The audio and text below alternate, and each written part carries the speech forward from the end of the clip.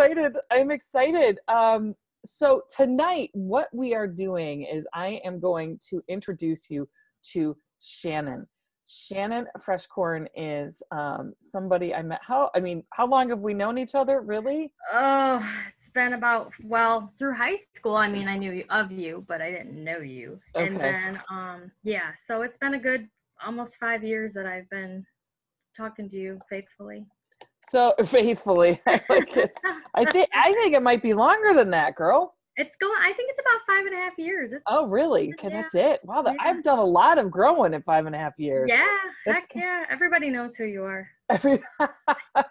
Well, tonight, it is my absolute joy to invite you into a sort of our collective living rooms and just have this conversation with you about, like, Shannon, her journey through my mediumship, my journey into mediumship with Shannon, and how it has changed and rocked both of our worlds. So everything happens for a reason. And I think that we're like, with that, Shannon, what made you come to see me? I was doing a group reading at Sal's, and it was either my first or my second one. Yeah. So a friend of mine had said, "Hey, we're meeting up. A bunch of girls are going out to Sal's. You want to go for a reading?" I'm like, I don't know. And something was like telling me, just go and do this. So I go to this reading at Sal's, and we're sitting with a bunch of my friends. And at that time, I had a lot of stuff going on in my head that I didn't tell anybody, not even my closest friends, not even no one knew but me, just me, just and you. Apparently you, apparently. Because when I was there, you had walked up to our table and you had validated a friend of ours that had passed from a snowmobile accident. You had validated a couple of other gals that were sitting with me about their dads passing away and whatnot. And all of a sudden you stopped and you kind of looked at me and you're like, this is weird. This has never happened before. Like, spirit is literally taken over my body. I have this older gentleman with me, life of the party, always wants to be the center of attention. And then you're like, hold on one second. And you let out this huge burp. Oh, God. From your toes all the way through your body. Oh my gosh, wait, I didn't expect that.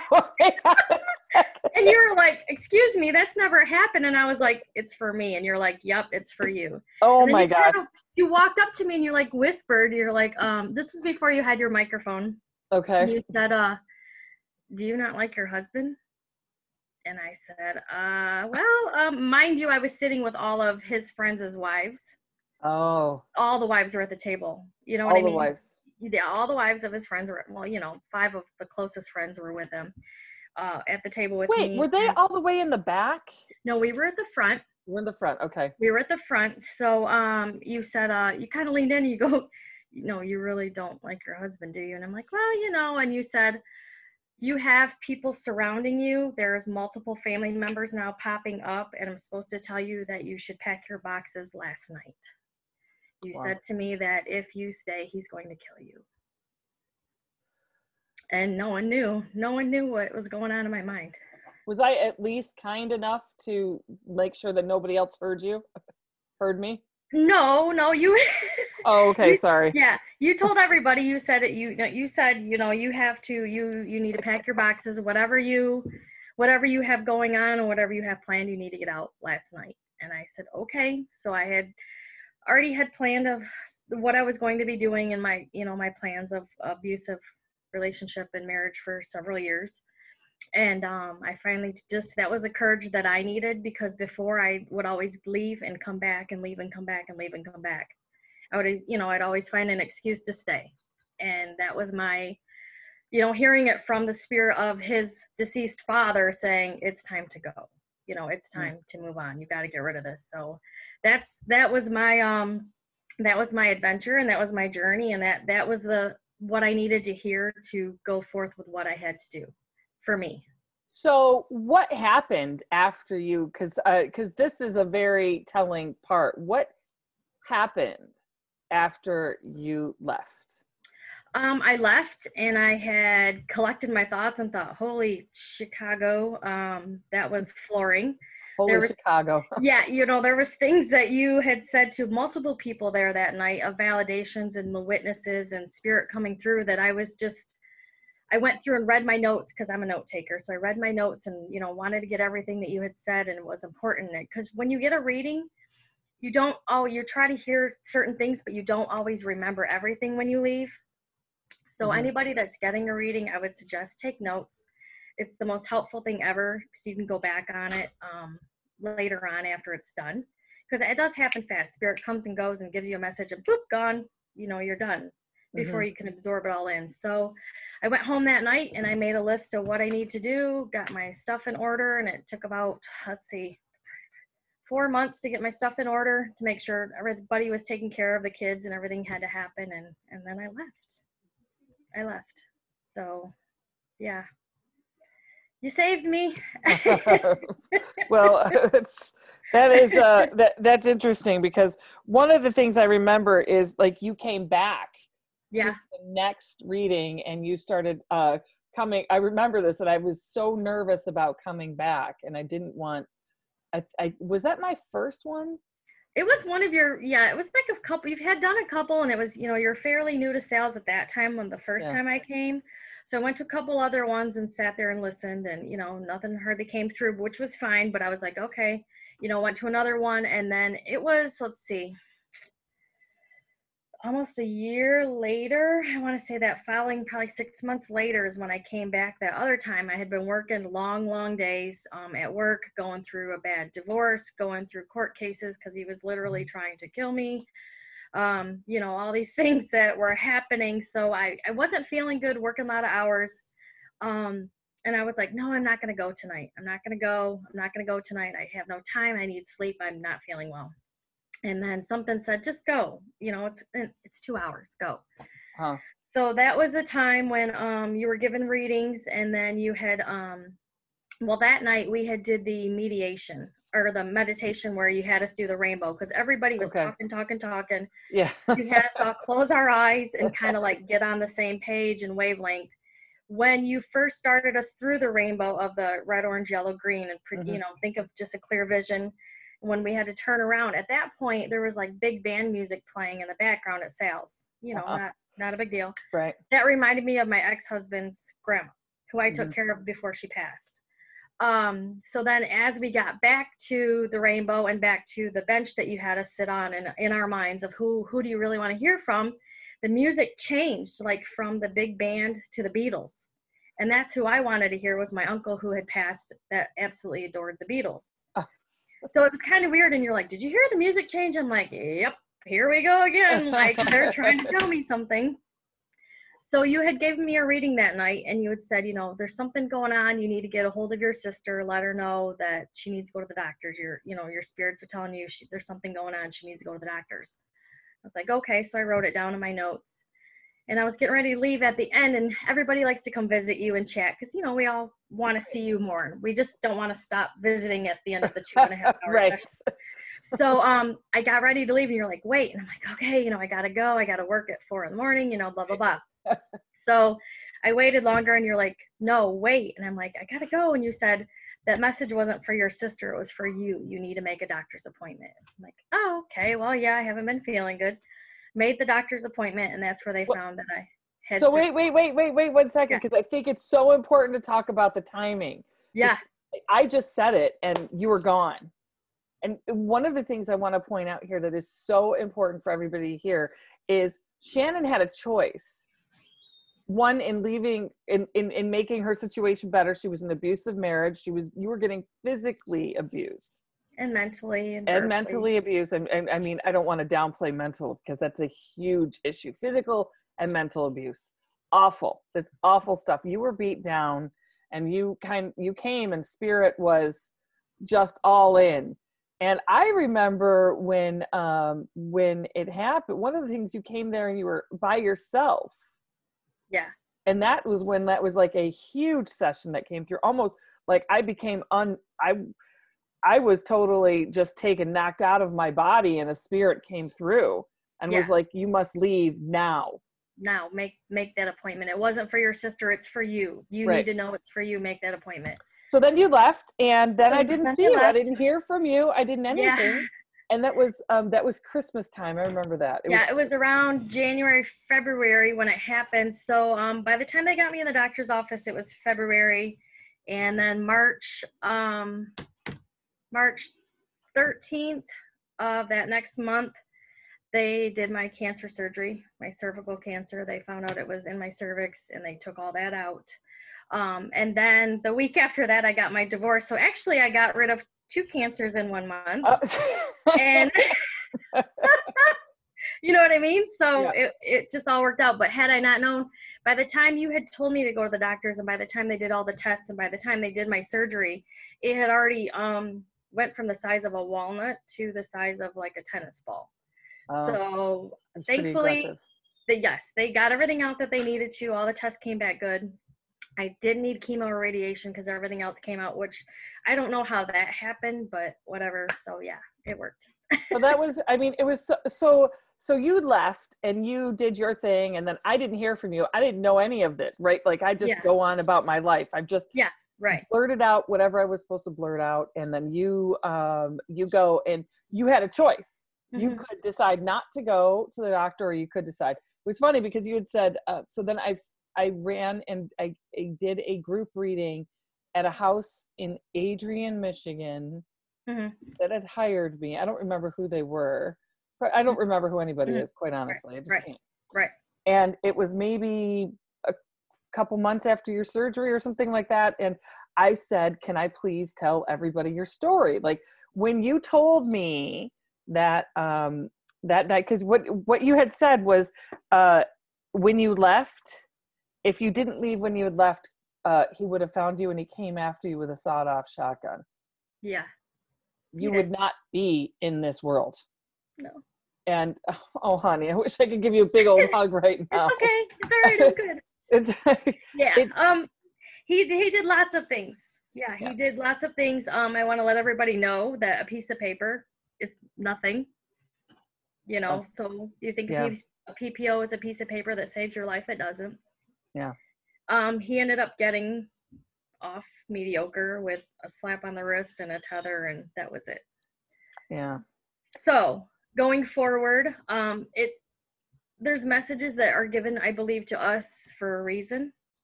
And you can either take it or leave it. But if something's coming through that serious, go with your gut feeling and take it, because you just never know. You just never know. You just never know. I loved how I found out about this. So at that group reading, it was like maybe, I don't know, June, and you showed up. And I said, can I share your story?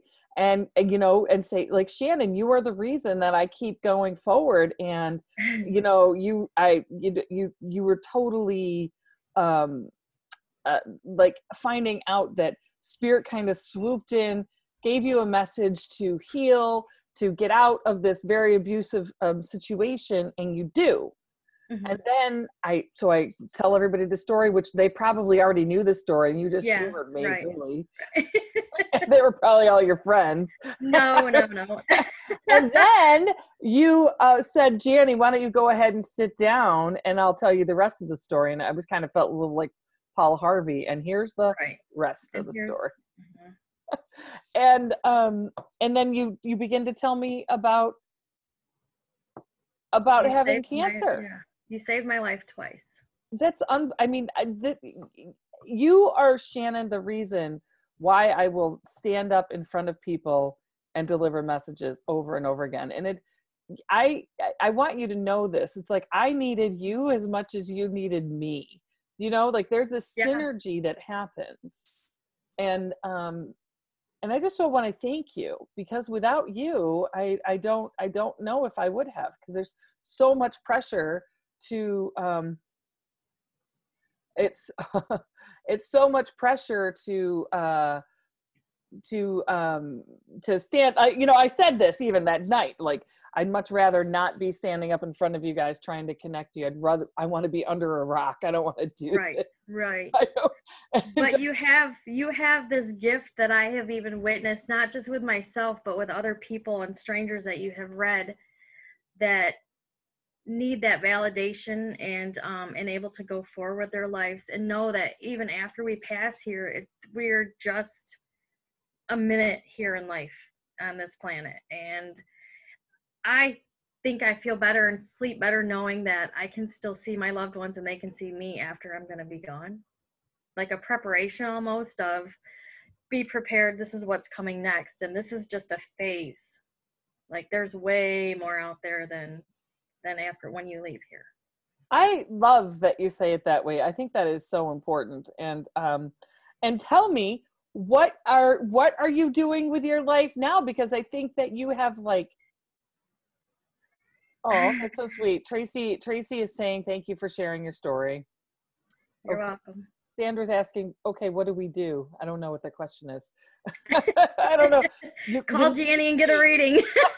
Call Janny and get a reading. That's what you do. Yes, that's what you do. That's what you do. You call me up and we'll set up a session.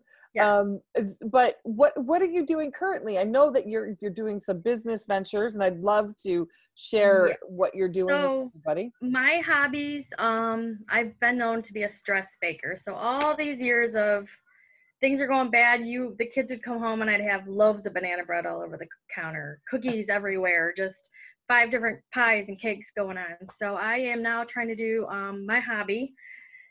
And I'm doing it out of my house right now, starting small, taking orders for family and friends, but baking baked goods, pies, cakes, birthday cakes, cookies, whatnot. Are you doing any turkey cakes? No, I haven't done any. I saw one the other day.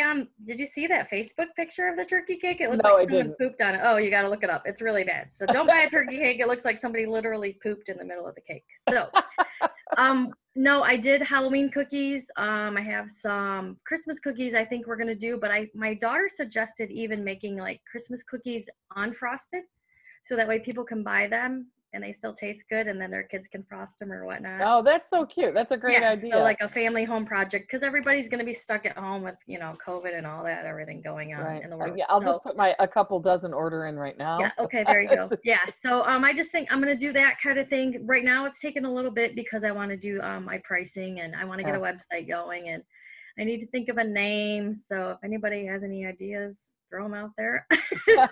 Hi, Beth. Hi, Kissy. So I'm not kidding. I do need a couple dozen of the sugar unfrosted, and then you can tell me what frosting to get, so I can just get the frosting, and then my kids can do it. Or even just make the frosting, and then you get the whole kit and caboodle, and then you guys can do it as a family. Oh my gosh, you're making this too easy for me. Yeah, so. I like easy though. That's good. Easy is good. Yeah, I've even thought about maybe doing like home meals for families, or like sporting events meals where people, their kids are in sports. I always try to make home meals for my kids when they were playing sports, because you're running around and they didn't like to eat fast food. So I don't know, there's a couple different avenues I would like to go, and try to do, but we'll see. It's spirit will help me. Super excited for you. Oh, somebody's ideas. Shannon's succulent sweets. Oh, there you go. Oh, that's a good one. I like it. And I love the word succulent. That's right. And I love succulents. So it all works together. Right. So, so you'll have to keep me posted, and I will definitely share all of that when it happens, because I think that would be awesome. Yeah. But I really wanted to take time just to like give people a background about how and why I keep going. And when you hear me talk about Shannon, you could put a name to a face. And so is there anything else that we should talk about before we get done here? I would like to let people know that, even if they're skeptics, I've seen total people that were skeptics that came out believers. Mm-hmm. You have to be open to it, and be acceptable of, the messages. It's not, and you always say it's not what you want to hear, it's what you need to hear. Mm-hmm. Which makes sense, because some people are like, oh, I want to hear from so-and-so. That's not what you need to hear. You need to hear this right now. And if they wanted to tell you that, they would. But, there's certain things. And I know that you are very, very good at validating the non-believers and the skeptics too. And even like the one day you had a group reading at my house, and you had validated, it's a grandma figure. She wanted to say thank you for the bracelet that you kept that she had given you when you were little. And my kids didn't even know. My kids didn't even know. And I went out and pulled my little bracelet from my grandma that she got in Mexico, and gave it to me when I was little. And I'm like, it's right here. And that's just things that you can validate that nobody else would know. Oh, is what's nice. So yeah. I just love you, Shannon. And people are saying, thanks for sharing. And that Cheryl Mackenzie Lopez says, Shannon's the best. And she deserves the best. And that is Aw. absolutely true. Yes, thank So you.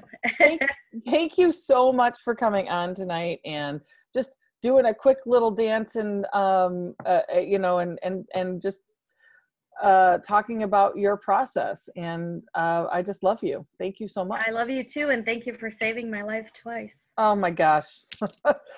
Let me just make sure this is clear. Like Spirit did it.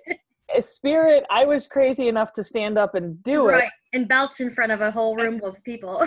Belch in front of a whole room of. I forgot about that. If I would have remembered that, I would have said, "Hey, don't say that." Yeah, right. Yeah. That was his personality, because he would walk in a room and belch, and you knew that my ex-father-in-law was there. So I was like, oh, that's got to be for me. Because had you not did that, I probably wouldn't have even raised my hand, because I didn't want anybody else in the group I was sitting with to know what was going on. So, it is so crazy that I've had these experiences that, where Spirit will just sort of take over my body. And that's one of them. I mean, yeah. It's a humbling experience. That's for sure. I have been very humbled in my life. and I want to say, Shannon, it was you received these messages, and it was up to you to do something about them. Nobody else could leave your husband. Nobody else could go to the doctor. You had to make choices. And that's what I so love about your readings and your sessions, is that you acted on them. You moved forward with them. You decided to change something, because I could tell you something till I'm blue in the face. Right. But if you don't do anything about it, it's so interesting. I had this person, she would come to my readings, and she said, Janny, you tell me this every single time. And it was somebody for her husband or whatever. And I said, well, have you ever told your husband that it came through? She's like, no. Like, it's almost like, I love it. Right. I love that. Like, if you don't act on it, if you don't do something about it, if you don't participate in your life, right. Spirit. And you say too, though, when you get a reading, don't go out and think, oh, this is exactly what's going to happen, because that's not what you're giving the message for. It's This is a guidance. This is what they want you to know. You can either do it or not do it, and that's your choice. You have choices, and I guess the more you believe, the better choices you make. If you don't believe, then you're going to be stuck in the same pit that you've been stuck in, and no one else can get you out but yourself. So, and Spirit. That's a hard one. Nobody else can get you out by yourself, but Spirit definitely sees and definitely wants to do something to help. So, and at the very, very minimum, wants to know that you're seen. But that was probably very comforting. Yeah. It was. I guess it was more comforting knowing that even my soon-to-be ex side of the family was still saying, hello. It's not, you know what I mean? Right. Even his family members were like, let's go do this, let's get on with it. So. Oh my gosh. Yeah. No, I'm hearing you. I think that's absolutely. Anyway, I will make sure when you get your website up, I will tell everybody about it, and definitely, take care of yourself, and sounds good. You too. Tell me how I can get those cookies from you. Yes, I will. I'll get, hopefully once we all get past all these crazy world we live in right now, we can do more sessions, but let people know you're open to doing sessions. It doesn't just have to be at sales. That's right. I should tell that. I guess I just implicitly trust Spirit, right? Like, I guess if you're going to want a reading, you're going to come forward. You can. I absolutely do sessions. I can do them on Zoom. I have an office, as long as you're willing to wear a mask, that we can sit across from each other and in a conference room about 6 feet apart with a mask on, and have a conversation about Spirit, whatever Spirit comes for you. I also so you can email me, Janny Cook, JANICOOKE @gmail. You can also Facebook message me. It's so easy to find. I'm pretty much everywhere. You just look online and I'm there. So Shannon, take care of yourself. Everybody, thank you so much for joining us. And, don't be a stranger. Happy holidays. Oh, happy holidays. Bye, Thank honey. you. You're Bye. welcome. Bye. Thank you, Facebook.